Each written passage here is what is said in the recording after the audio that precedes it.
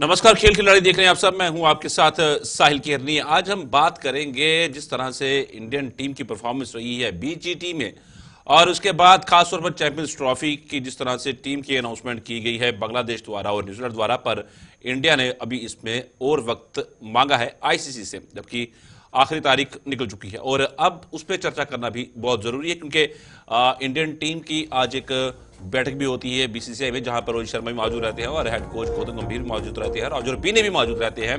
और वहां पर जिस तरह से इलेक्शनों में हार मिलती है, चुनावों में हार मिलती है, तो फैक्ट फाइंडिंग कमेटी जो है उसके लिए बनाई जाती है और उसकी तफ्तीश करती है कि आखिर क्यों हार मिली। उसी तरह से बीजीटी में हार मिली 10 साल के बाद, तो उसके बाद वहां पे मीटिंग बुलाई गई बीसीसीआई में और आखिर मुख्य कारण क्या रहे उस पर अहम चर्चा की गई। और उन सब के बीच में अब इंडिया की जिस तरह से इंग्लैंड के लिए टी20 सीरीज के लिए 5 मैचों की सीरीज होने वाली है, उसके लिए टीम अनाउंस हुई है जिसमें शम्मी की वापसी हुई है। पर उन सबसे बड़ा एक सेटबैक जो लगा है इंडियन टीम को, वो लगा है जसप्रीत बुमराह, जो चोटिल हुए थे बीजीटी में लास्ट मैच खेलते हुए, और उसके बाद अब वो एनसीए में है। और अब देखना यह होगा कि क्या वो चैंपियंस ट्रॉफी के ऐसी बातें निकल के सामने आ रही हैं, ऐसी रिपोर्ट्स निकल के सामने आ रही हैं कि वो लीग मैचेस जो हैं वो नहीं खेलेंगे, नॉकआउट के लिए शायद वो अवेलेबल रहें। पर नॉकआउट भी इंडिया पहुंचता है या नहीं पहुंचता, वो एक अहम सवाल रहेगा, क्योंकि जसप्रीत बुमराह जिस तरह की उनकी परफॉर्मेंस रही है इंडियन टीम में, वो एक बैकबोन है इंडियन बॉलिंग की, इंडियन टीम की। तो उनका नहीं खेलना कितना ही ज्यादा खामियाजा इंडियन टीम को भुगतना पड़ेगा, इस सबको लेकर रुक करेंगे। हमारे से हमारे पैनलिस्ट दो खास मेहमान चर्चा के लिए जुट चुके हैं। अशिंदर कोल जी हैं और उनके साथ प्रदीप टंडन जी हैं। आप दोनों का बहुत बहुत स्वागत है हमारी इस खास चर्चा में शामिल होने के लिए और हमें समय देने के लिए। साफ तौर पर अशिंदर कोल जी, एक बड़ा सेटबैक है जसप्रीत बुमराह का। चैंपियंस ट्रॉफी का स्क्वाड अभी हालांकि अनाउंस नहीं हुआ है, पर एक जिस तरह की खबरें के लिए सामने आ रही हैं, तो इंडिया के पास कोई विकल्प है नहीं। हम अक्सर चर्चा करते आए हैं कि इंडिया के पास विकल्प क्या है फास्ट बॉलिंग का, क्योंकि ये तीनों जगहों पर अच्छी बॉलिंग करते हैं, चाहे शुरुआती ओवर हो, चाहे मिडिल ओवर्स हो, चाहे डेथ ओवर्स हो। जी जी जी आप चैंपियंस ट्रॉफी के बारे में बात कर रहे हैं। जी जी बिल्कुल। देखिए, सबसे पहली बात है कि बुमराह की आपने सही बात की कि बैक इंजरी हो रही है उसी, एंड अभी जो भी चर्चा हो रही है उस पर यह है कि उसका जो इनिशियल मैचेस जो होंगे, लीग मैचेस, उनमें उसकी अवेलेबिलिटी नहीं है। He has been ruled out, पहली बात। दूसरी बात कि बीसीसीआई ने अभी वो अनाउंस नहीं कर रही है फॉर दिस पर्पस कि क्या को 15 में इंक्लूड किया जाए या ना किया जाए। ये भी एक बात हुई है कि फरवरी एंडिंग तक Bumrah will not be in a fit position. So ये चीजें जो है, these are alarming and this is a big setback for India, क्योंकि जो इस वक्त एक साइकोलॉजिकल प्रेशर जो है अपोजिट टीम्स पे है बुमराह का, that will be playing a big role in the Champions Trophy। और जो जैसे अभी आपने कहा कि हमारे पास विकल्प क्या है, अभी शम्मी जो है उसको उन्होंने क्लियर कर दिया है, बट स्टिल उसकी injury it can just come up any time during the match series. So उसको भी वो मद्देनजर रख रहे हैं। अभी अब हमारे पास एक ही बंदा है, दैट इज अर्शदीप, जो इस वक्त फ्रंट रन बॉलर हमारे पास अवेलेबल है। और बाकी जो है जैसे राणे है या और हमारे जो दूसरे नीतीश है, इनको तो वो लाइन में ले रहे हैं, लेकिन मेन जो फास्ट बॉलर है that is only Arshad and Shami, जो हमारे पास अल्टरनेटिव्स है। बिल्कुल। जैसे अभी आपने कहा कि जी जी जी जी मैं अब रुक करूंगा। प्रदीप टंडन जी का हमारे साथ जुड़े हैं, पहला कमेंट ले लेते हैं उनसे। प्रदीप जी, जिस तरीके से साफ तौर पर इंडियन टीम को एक बड़ा सेटबैक लगा है, जिस तरीके से जसप्रीत बुमराह की खबरें जो निकले सामने आ रही हैं, और वो इंजरी सीरियस भी हो सकती है। अगर सीरियस होती है तो सिर्फ हम चैंपियंस ट्रॉफी नहीं, काफी लंबे समय तक जो है जसप्रीत बुमराह को हम खेलते हुए नहीं देख पाएंगे। और इंडियन टीम के पास उनका विकल्प क्या है, सबसे अहम सवाल है। क्या अर्शदीप के ऊपर हम चैंपियंस ट्रॉफी जीत सकते हैं? क्योंकि सिराज से लगातार बॉलिंग करवाई गई है पिछले 3 सालों में, बहुत बॉलिंग की है उन्होंने, और उनकी भी फिटनेस में हमेशा सवाल रहा है। उसके बाद शमी का एंट्री हुई है टीम में, पर उनकी भी फिटनेस में सवाल है, क्योंकि हाल ही में विजय हजारे ट्रॉफी खेल रहे थे, वहां में भी उन्हें 3 मैच खेले, उसको वो उनको बाहर बैठना पड़ा, उनको टंगने में स्वेलिंग हो गई थी। तो एक बड़ा सवाल रहेगा शमी के लिए भी। हाँ, निश्चित रूप से देखिए, बात यह है कि बुमराह का तो कोई सब्स्टिट्यूट हमारे पास नहीं है। हमारे पास क्या, शायद अगर बुमराह विश्व की किसी भी टीम में होते तो विश्व उनके पास बुमराह के सब्स्टिट्यूट की कमी होती। लेकिन मुझे लगता है कि उनकी इंजरी को ठीक से हैंडल नहीं किया गया, बल्कि मैं कहूंगा बुमराह को ही ठीक से हैंडल नहीं किया गया है। उनको ओवर स्ट्रेस, ओवरलोडेड किया गया, और ये उसी का नतीजा है कि हम चैंपियन जैसे ट्रॉफी जैसे महत्वपूर्ण कंपटीशन में शायद हम उन्हें मिस करने जा रहे हैं। ये तो निश्चित ही है कि फरवरी में, यानी कि लीग मैचेस तक वो हमें अवेलेबल नहीं होंगे। आगे भी नॉकआउट में अवेलेबल होंगे या नहीं होंगे, इस पर भी संशय बना हुआ है। शमी का जहां तक सवाल है, शमी की फिटनेस भी हमेशा से प्रॉब्लम में रही है। आपने बिल्कुल सही कहा कि वो अभी जब T20 मैचेस खेल रहे थे, उसके बाद उन्होंने विजय हजारे ट्रॉफी भी खेली, तो पहली बार उन्होंने 10 ओवर डाले हैं बहुत समय बाद विजय हजारे में आके। उन्हें अब 4 ओवर भी डालने में दिक्कत हो रही है। तो ऐसे में वो कितना सपोर्ट कर, मेरे ख्याल में उनके ऊपर भी रिस्क लिया इसलिए गया है कि अगर कम से कम बुमराह अवेलेबल नहीं हो तो शायद शमी अवेलेबल हो, हम उनसे काम चला लें। लेकिन बुमराह का कोई सब्स्टिट्यूट नहीं। अर्शदीप बहुत अच्छे बॉलर हैं, खासतौर से T20 के फ्रंट पे बहुत अच्छे बॉलर साबित हो रहे हैं, लेकिन फिर भी बुमराह का कोई सब्स्टिट्यूट नहीं है। और मुझे लगता है कि कम से कम जो टीम अनाउंस हुई है T20 सीरीज के लिए, उसमें इस बात का प्रयास भी मुझे नहीं लगता कि किया जा रहा है कि उनका कोई सब्स्टिट्यूट हमें मिल जाए। तो हम वही हार्दिक पांड्या, नीतीश रेड्डी, हो सकता है हमारी जो फाइनल टीम अनाउंस हो और फाइनली जो खेले भी चैंपियंस ट्रॉफी, उसमें हम ज्यादातर बॉलिंग का भार जो है ऑलराउंडर्स के ऊपर देखें। ये 2 खिलाड़ी फास्ट बॉलर ऑलराउंडर्स खेलेंगे शायद, हार्दिक पांड्या और नीतीश रेड्डी, और स्पिनर ऑलराउंडर में हमारे पास शायद अक्षर पटेल होंगे। तो हमारी बॉलिंग का भार ज्यादातर इन लोगों पे रहना है। मुझे नहीं लगता कि बुमराह का कोई सब्स्टिट्यूट है, और ये बहुत बड़ी नुकसान की बात है हमारी चैंपियंस ट्रॉफी में आने वाले मैचेस के लिए। इसका कोई ना कोई हल बहुत जल्दी ढूंढा जाएगा, ढूंढा जाना चाहिए। लेकिन फिलहाल डोमेस्टिक सर्किट को जो हमने फॉलो किया, डोमेस्टिक सीजन जो देखा अभी तक, उसमें कोई बॉलर ऐसा निकल के नहीं आया जिसको हम ये कह सके कि शायद ये बुमराह को सब्स्टिट्यूट कर सके।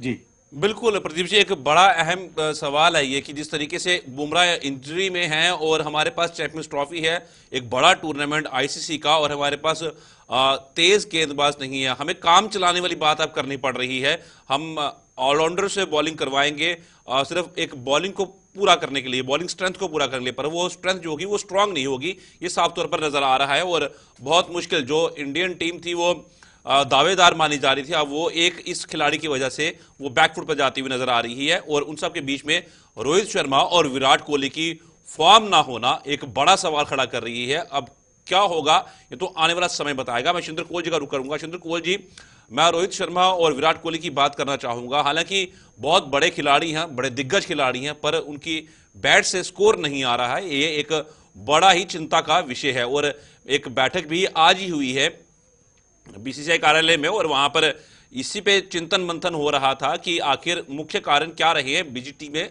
हार के। तो वो एक अहम सवाल रहा। पर उन सब के बीच में एक चीज मैं जोड़ना चाहूंगा। हर कोई रोहित शर्मा और विराट कोहली से बोल रहे हैं, बहुत स्कोर किया, बहुत मैचेस जिताए हैं, वर्ल्ड कप भी हाल में जिता के लाया है, T20 वर्ल्ड कप, बहुत कुछ करके दिखाया है इन खिलाड़ियों ने।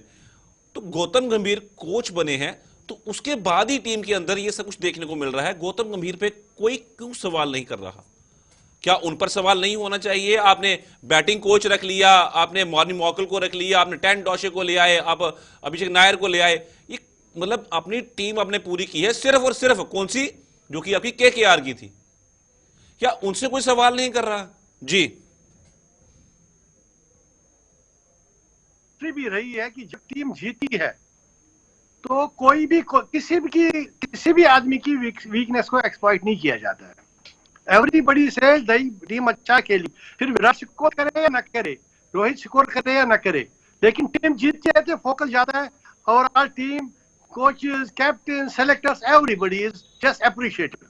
जब आप एक नॉर्मल टीम आगे आगे जा रही है, जैसे हमारी इंडियन टीम जो पिछले 5-8 साल से एक विक्ट्री ट्रैक पे रही है, तो अगर कोई भी लैप्स हो जाता था सिलेक्शन में, कोई भी लैप्स हो जाता था staff coaches and other staff जो मेंबर है, तो कोई उस पर उंगली नहीं उठाता था। हर कोई टीम को देखता, हाँ भाई टीम जीत रही है तो जीत रही है, एवरीबडी से गुड गुड गुड गुड, तो झंडा ऊपर आ रहा था। लेकिन अब जब टीम एक हार रही है, पीछे दो आपने देखा हमारी 2 सीरीज जो है फ्लॉप हो रही है, बिल्कुल। तो उंगली सबसे पहले कोचेस में उठती है, उसके बाद सिलेक्शन पे, उसके बाद टीम पे जी, specially in particular Rohit and Kohli. आप ये नहीं समझ, आप ये देख लीजिए कि रोहित एंड कोहली, उनका बैक ट्रैक देखिए कितना स्कोर उन्हें किया है। Every time you can not rely on this two only. भाई फ्लॉप तो हो सकता है कोई भी batsman, that doesn't mean that they will be out of the team and we will be making a critics of that. Critics हर वक्त आ जाता है जब आप टीम हारती है, और वही इस वक्त हो रहा है।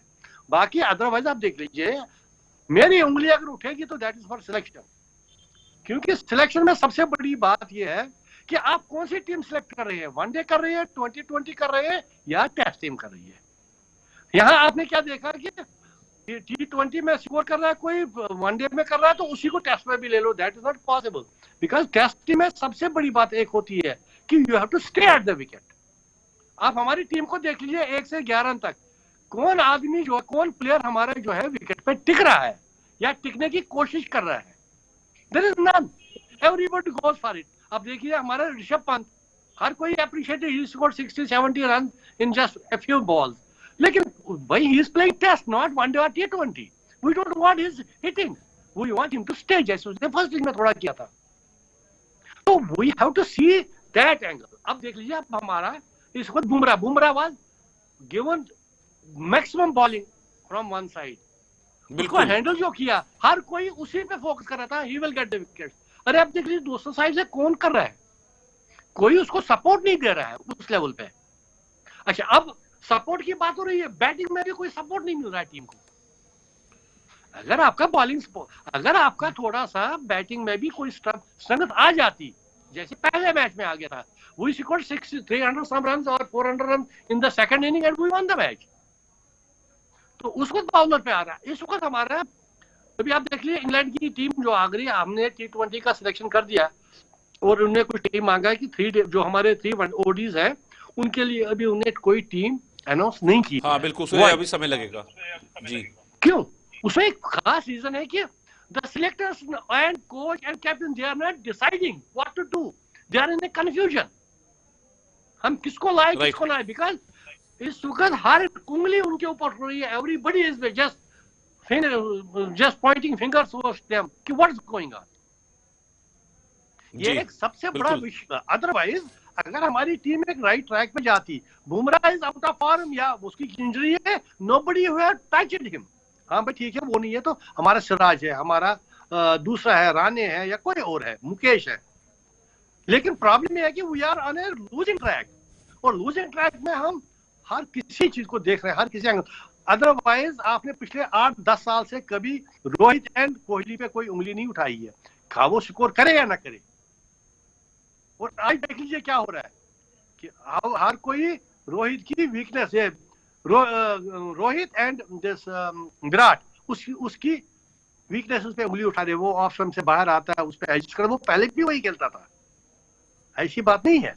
लेकिन जब आदमी एक लूजिंग ट्रैक पे टीम हो जाए और लीन पैच आ जाए बैट्समैन पे, आपने अगर देखा होगा पिछले, आप टेस्ट क्रिकेट या वनडे को देख लीजिए, कुछ प्लेयर्स ऐसे except few, that is Tendulkar, ये कोई they are exceptions, Gavaskar, Tendulkar, they are exceptions, otherwise lean patch हर किसी बैट्समैन का आ रहा है। उसका सपोर्ट क्या होता है कि जो बाकी बैट्समैन है दे सपोर्ट ही, वो टीम आगे जाती है, उनको कवर करती है, जो जिनका लीन पैच आता है एक या दो प्लेयर्स का, उनको कवर करती है पूरी टीम। बिल्कुल। वो हमारे इस इन दो जो हमारी जो टीम जो दो टूर्नामेंट्स हुए यहाँ एंड आउटसाइड ऑस्ट्रेलिया में और न्यूजीलैंड के साथ, वहां ऐसा एक्सपोजर हो गया कि हर कोई उन पे उंगली उठा रहा है, और जो बाकी बट बिल्कुल शिंदे जी, मैं वही तो बात कर रहा था कि आखिर उन पे उंगली क्यों क्यों जो कोच है उनसे भी तो पूछना चाहिए भाई, आपने वहां पे जाके किया क्या? इतने कोचेस आपके पास पड़े हैं, आपने क्या किया?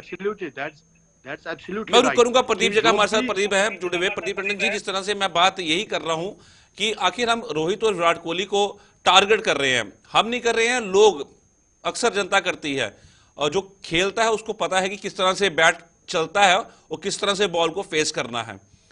पर सिर्फ उंगली उठाना कितना सही है, क्योंकि गौतम गंभीर भी हेड कोच, उनके साथ और भी कोचेस हैं, क्या उनसे ये चीज नहीं पूछी जानी चाहिए? और जिस तरह से ऋषभ पंत देखे गए इस बीजीटी के अंदर बैटिंग करते हुए, सुनील गावस्कर ने कितना गुस्सा जाहिर किया अपना उनके ऊपर, वो जो शॉट्स खेल रहे थे क्या वो खेलना बनती थी?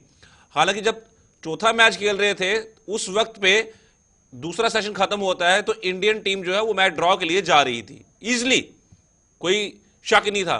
पर जैसे तीसरा सेशन शुरू होता है तो वो तो मतलब रुख ही बदल जाता है। क्या उस वक्त भी जो नेथन लायन को शॉट खेला गया ऋषभ पंत के द्वारा, क्या वो एक सेंसिबल शॉट था उस समय पे? उसके बाद तो इंडियन टीम रुकी नहीं क्रीज के ऊपर और इंडिया हार गई मैच। वो मतलब कुछ एक छोटी छोटी चीजें थी जो कि एक समझाने की जरूरत थी। तो क्या वो एक जिम्मेवारी जो है वो एक कोच की नहीं है? हम कोच के बारे में क्यों जिक्र नहीं करते? जी, आपकी बात 16 आने सही है, बिल्कुल सही बात है कि केवल और केवल खिलाड़ी ही जिम्मेदार नहीं है पूरी परफॉर्मेंस के लिए। एक्चुअली पूरी यूनिट जिम्मेदार है। पूरी यूनिट की जब हम बात करते हैं तो उसमें खिलाड़ी भी शामिल है, कोचेस भी शामिल है और सपोर्ट स्टाफ भी शामिल है। पूरी यूनिट हारी है हमारी। इंडिविजुअल प्लेयर्स की जहां तक सवाल है तो हमारे विराट और रोहित ये आउट ऑफ फॉर्म चल रहा है, काफी समय से आउट ऑफ फॉर्म है। परेशानी का कारण इनकी आउट ऑफ फॉर्म बहुत लंबी खिंच गई है। और देखिए बात यह है कि हम इन पे जितना इन्वेस्ट करना करेंगे, अगर हम किसी यंगस्टर पे इन्वेस्ट करेंगे तो वो हमें बहुत लंबे समय तक रिटर्न देगा। इन पे अगर हम इन्वेस्ट भी कर देंगे तो हमें ये साल 2 साल ही रिटर्न देंगे केवल। इसलिए इन पे ज्यादा चर्चा हो रही है कि अब इनका समय आ गया है। ये ठीक है, बहुत महान खिलाड़ी रहे हैं, उन्होंने हमें बहुत सारे मौके दिए हैं गर्व करने के लिए, हमें बहुत सारे खुशी के मौके दिए हैं, बहुत सारी ट्रॉफी जिताई है, बहुत सारे टेस्ट मैचेस जिताए हैं। इस बात में कोई दोष राय हो ही नहीं सकती है कि महान खिलाड़ी रहे, भारतीय इतिहास के और विश्व क्रिकेट के बहुत धरोहर रहे हैं खिलाड़ी। लेकिन हर अच्छी बुरी चीज का एक अंत होता है, चाहे वो अच्छी चीज हो चाहे वो बुरी चीज हो, उसका एक अंत भी आता है। तो अब ये उस ढलान पे है हमें लगता है। और बोर्ड को ये प्रक्रिया बहुत पहले शुरू करनी चाहिए थी कि नए खिलाड़ियों के ऊपर इन्वेस्ट करना शुरू कर देना चाहिए था।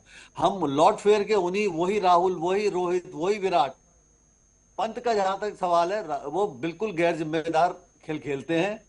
और ये बिल्कुल सही बात है कि वो जो छक्का मारने गए थे उस समय नाथन इसको ट्रेविस हेड की गेंद पे उन्होंने छक्का मारने गए थे। तो अगर वो छक्का क्या मैच जिता देता? हमें सोचने की बात है कि अगर आप उस पोजीशन में हो कि भाई ये अगर मैं छक्का मारूंगा तो हम मैच जीत जाएंगे, तो आप छक्के के लिए जाइए। आप उस समय छक्के के लिए जा रहे हैं जहां एक चौका भी आप मारते, 2 रन भी लेते तो बहुत बड़ी बात होती।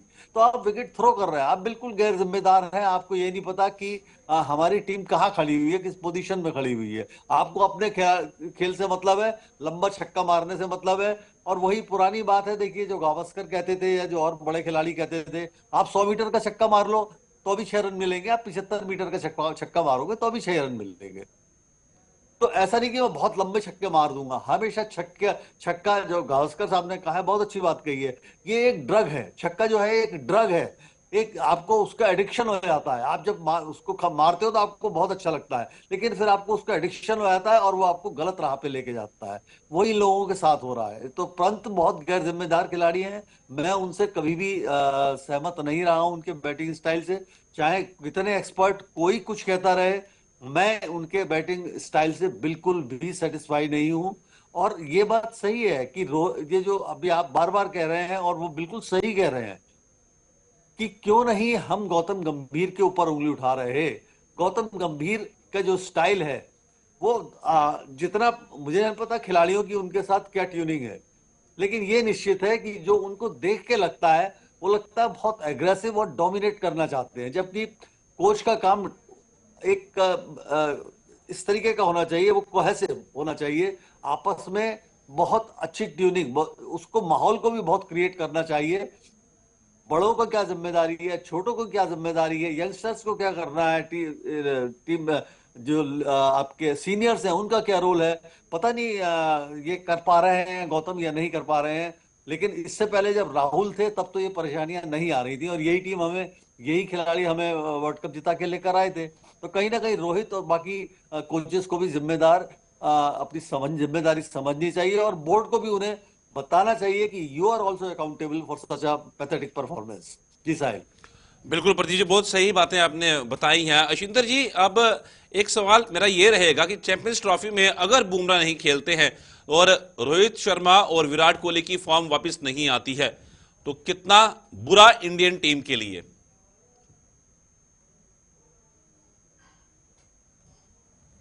और अगर ये देखिए, ये तो क्लियर है कि अभी बुमराह जो है, बुमराह पहले भी वो कुछ मैचेस नहीं खेलेगा।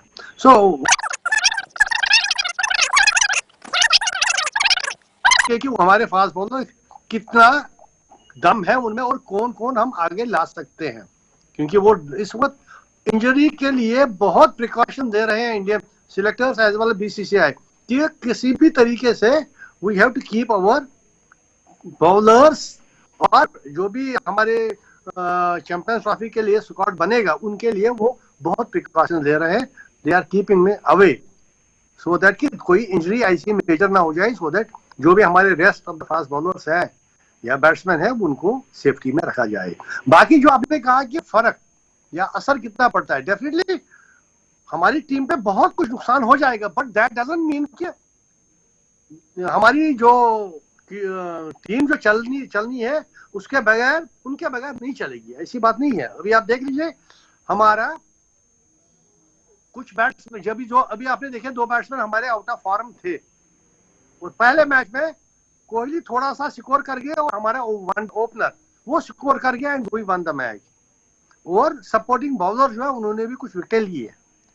अभी जो हमारे इस वक्त सिराज को रेस्ट दे रहे हैं, और हमारे जो बाकी एक और फास्ट बॉलर हर्षित राणा जी हैं, और भी हमारे 1-2 फास्ट बॉलर है, और हमारे इस वक्त पांड्या नीतीश सपोर्टिंग बॉलर्स हैं, तो उनका भी रोल एक अच्छा खासा रह सकता है।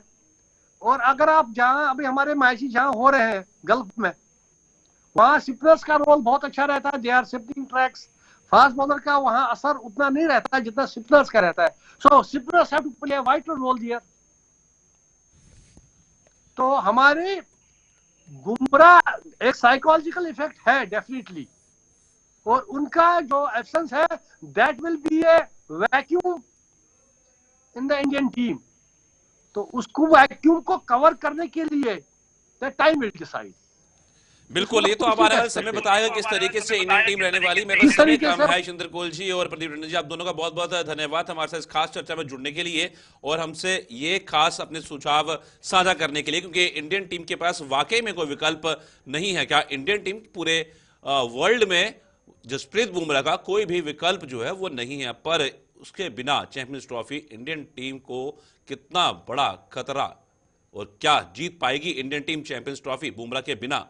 फिलहाल आज के खिलाड़ी में इतना ही, दीजिए इजाजत, नमस्कार।